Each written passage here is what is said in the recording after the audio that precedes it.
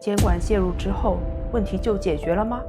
恶意退货频繁发生，结果是优质商家不断退出，线上女装的款式越来越保守，越来越基础，价格却持续上行，一些平台的消费者也在慢慢离场。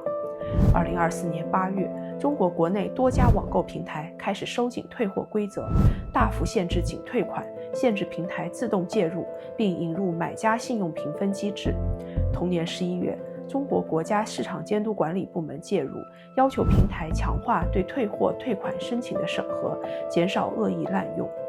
但1年多过去，女装电商市场并没有明显回暖，到底是为什么呢？因为问题的核心并不只是某一条政策，而是一种已经形成的不信任结构。平台为了争夺流量，曾推出明显偏向于买方的规则，商家在高压环境下被迫转向防御，甚至转嫁成本。部分消费者则利用规则漏洞，借对抗资本的话术，合理化违规操作。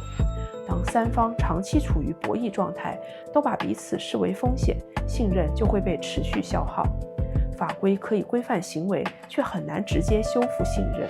一个对买卖双方明显失衡的规则，无法长期稳定运行，商家被迫接受不平等条款，看似求生，实则透支生态。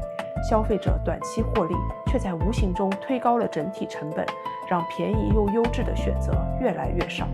当规则被反复滥用，成本终究会回到市场本身。当信任崩塌，恢复它的难度远远超过再推出一条新的规则，而这才是杀死女装电商的恶魔。让观察带电，让观点发光。我是婷，感谢你的收看，那我们下次再见。